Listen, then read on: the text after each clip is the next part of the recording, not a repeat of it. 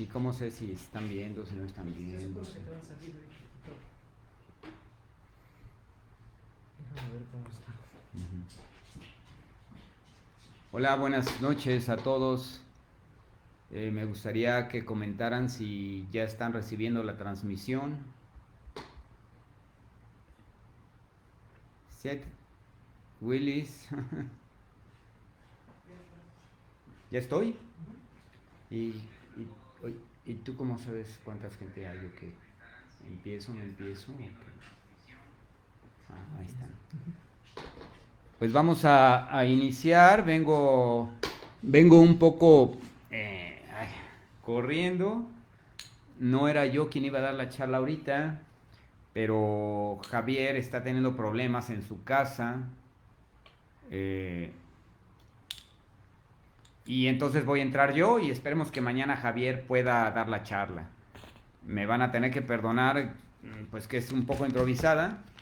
El tema mariano y el tema de los dogmas es sencillo, quiero decir común para un sacerdote, entonces espero no darlo tan mal, aunque yo iba a exponer mañana, pero bueno, vamos a entrar. Tal vez lo primero que habría que decir es que los dogmas a veces se malentienden como cosas que estamos obligados a creer de parte de la iglesia. Y eso sería si hoy amanece el Papa y se le ocurre un dogma y que lo crean todos. Pero no es así. Cualquiera que reflexione un poquito en la riqueza de la iglesia, cualquiera que lee un poquito la Biblia, que conoce la tradición, se siente identificado con los dogmas. Porque los dogmas no hacen más que aclarar lo que ya la iglesia ha reflexionado. Los dogmas solo ponen por escrito lo que ya está en el corazón de la iglesia. Y entonces no lo vemos como una obligación, sino como una gracia. Eh, el ver el dogma como una obligación puede incluso en ese aspecto negativo, como decir, pues ya se dijo y no hay nada más que decir, cuando no es cierto. Un dogma nos impulsa a saborearlo, a conocerlo más, a crecer y entonces nos abre nuevas posibilidades. Y un buen ejemplo es estos dogmas marianos, que un dogma ha generado más reflexión y ha traído otro dogma y tenemos ahora 4 dogmas marianos. Eh, ¿Qué otra cosa habría que decir? Eh, los dogmas nos identifican, eso sí, como iglesia, aunque no es una obligación, aunque no es surgido del capricho de una persona, sino la reflexión de toda la iglesia, eh, pues sí nos identifican y no se entiende que estés en la iglesia si no crees en los dogmas de la iglesia, porque querría decir que no vas en armonía, ¿verdad? Querría decir que no estás alcanzando el sentir de la comunidad. Entonces, la visión positiva sería decir, si no entiendo un dogma, pues estudiarlo más. Si no entiendo un dogma, si llego a sentir la inquietud de no estar de acuerdo, pues pedir que me lo expliquen, porque son siglos de tradición, siglos de reflexión, y estaría raro que toda la iglesia estuviera equivocada, toda la historia de la iglesia, y que yo hubiera sido iluminado y descubriera ese error de toda la vida. Entonces, pues yo creo que visto positivamente hay que ver los dogmas como una oportunidad de guiar nuestra fe, de ser hermanados como iglesia, de estar juntos. Y pues por ahí van los dogmas. Los dogmas de María son 4, eh, y los 2 primeros particularmente derivan de la Biblia. El dogma de María Virgen, ¿verdad? María Virgen es Madre de Dios, nos lo dice la Escritura. Y, y al ser madre de... Bueno, María Virgen es el primero. Y al ser Y al ser madre de Jesús, que es Dios, se convierte en madre de Dios, que es el segundo dogma. Los otros dogmas son la Inmaculada Concepción de María, que se saca por consecuencia. Si va a ser el receptáculo de la pureza, pues tiene que ser pura. Y reflexionaremos cada uno en su charla, pero ahora así en términos generales. Y la Asunción, la acabamos de celebrar el 15 de agosto, ¿verdad? La iglesia reflexiona si Cristo resucitado se aparece en cuerpo glorioso, esperamos resucitar en cuerpo glorioso, y la primera que recibe la gracia es María. Eso en términos generales. Yo me estaba preparando para hablarles sobre la María Madre, ¿verdad? La maternidad divina de María.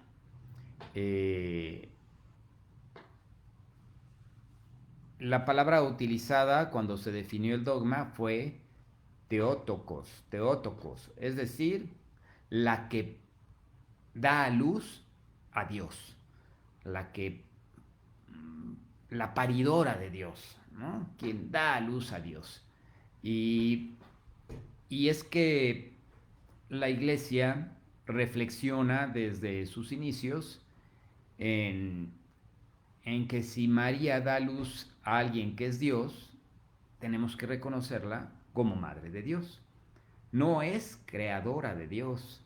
Dios existe desde siempre y para siempre, y María no. Pero a María se le concede ser madre del Hijo. Creemos en un Dios trino, Padre, Hijo, Espíritu Santo, y el Hijo, bueno, el Padre creador por, por origen, el Hijo redentor por función, y el Espíritu Santo acompañante de la iglesia, ¿verdad? Como guía. Y, y para que Cristo se vuelva el Salvador, el Redentor, debe encarnarse. Y para encarnarse, para ser verdadero hombre, debe nacer verdaderamente de una verdadera mujer.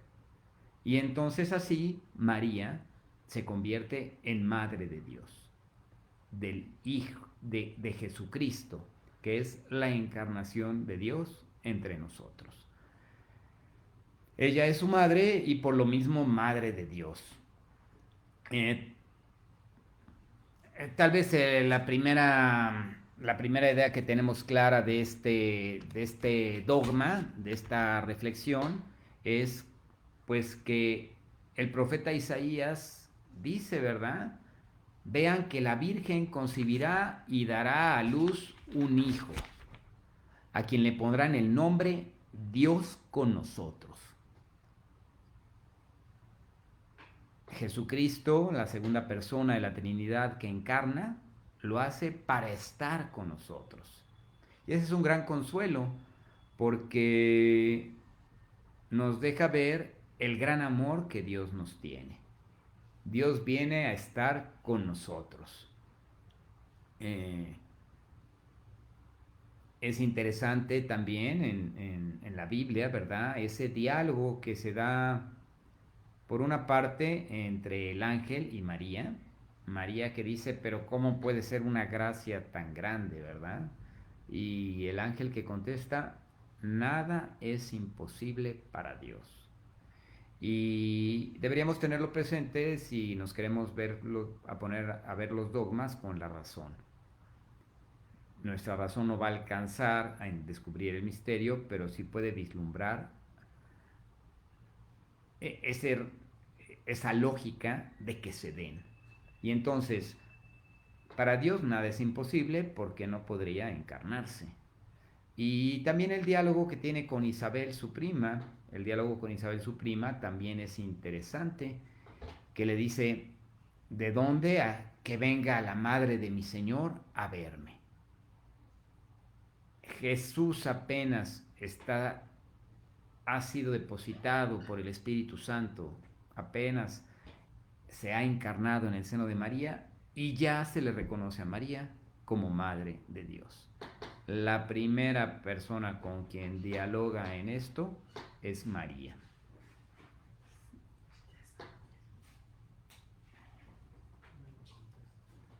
es María, y entonces pues le dice Isabel, de dónde que la madre de mi Señor venga a verme. La escritura nos hace más referencias.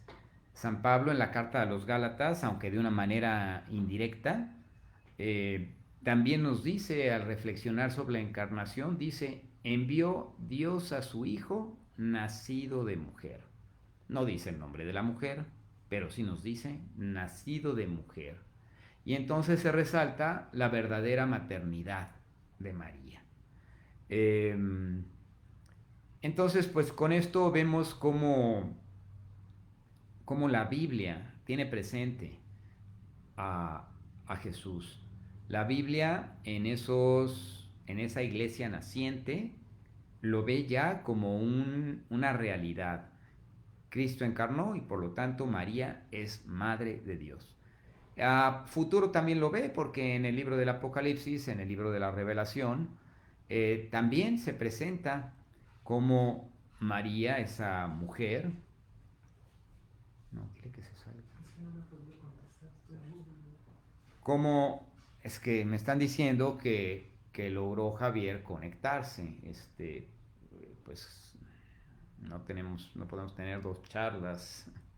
Bueno, aquí vamos a seguir y ya quien haya oído esta charla hoy conmigo, pues ya escuchó la de la maternidad de María y pues quien esté conectado con Javier, pues estará escuchando la virginidad de María y yo creo que mañana repetiremos a ver qué pasa ahorita, a ver qué me dicen. Este,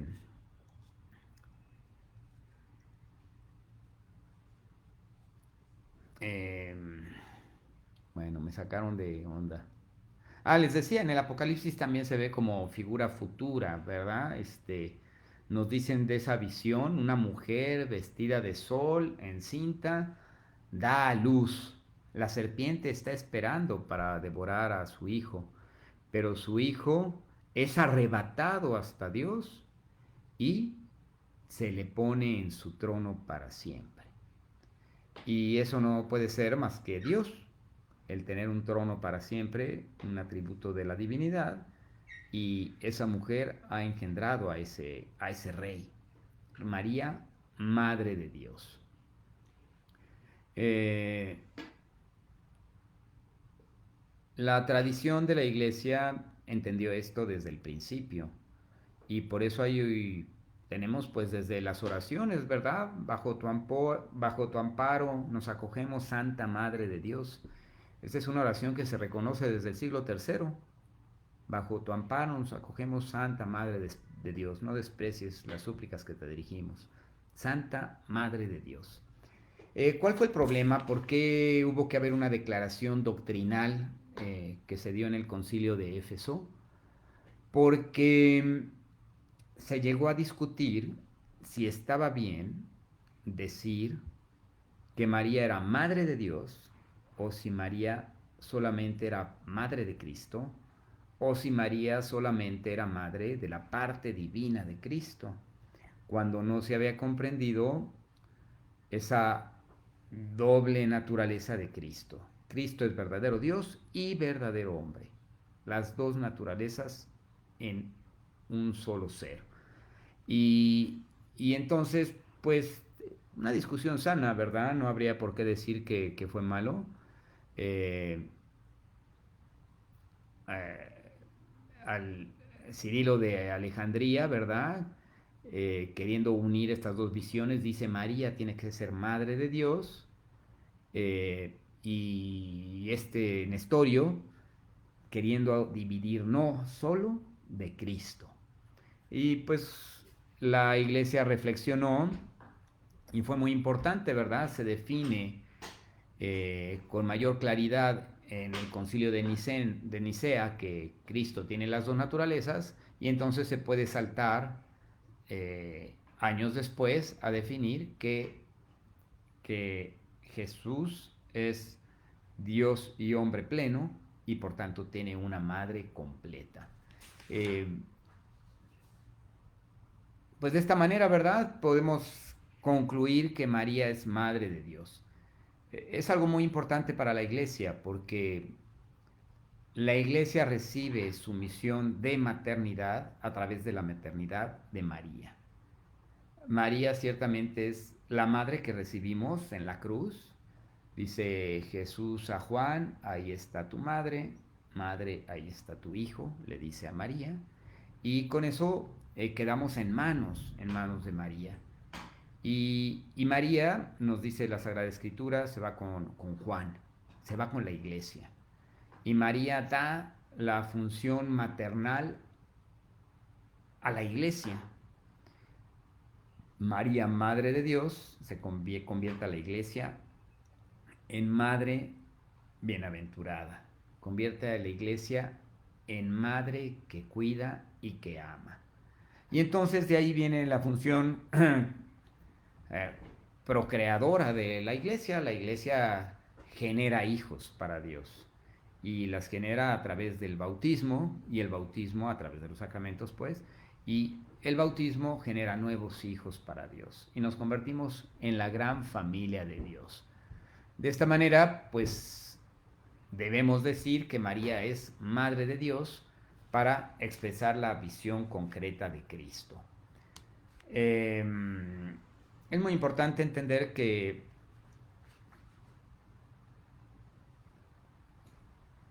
Cristo tiene las dos naturalezas, porque si Cristo no es verdaderamente Dios, si solo parece Dios, pues ya no alcanza la salvación el género humano, porque se necesita un verdadero hombre para salvarle.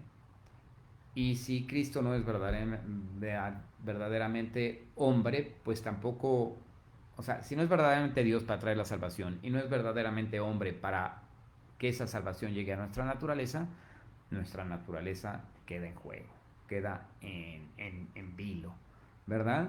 Es necesario pues reconocer a María como Madre de Dios encarnado, Theotokos. Pues es lo que se puede decir de este dogma, ¿verdad? No podemos entender, aunque es María Madre de Dios y el verdadero Redentor es Cristo, no podemos entendernos en la Iglesia Católica sin reconocer esa maternidad. No, ¿cómo lo digo? No es comprensible que no nos alegremos de que haya una Madre de Dios si somos verdaderamente cristianos.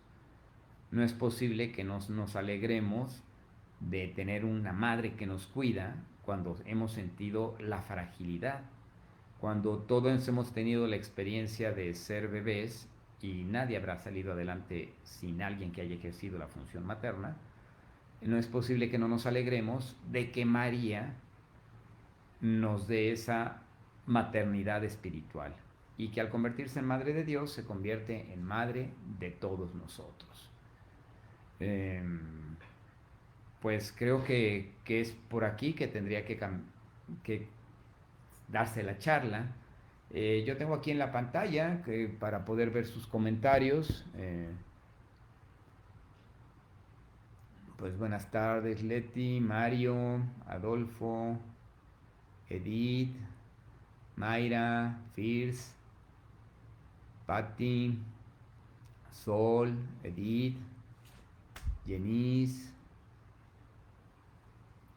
Socorro, María del Carmen.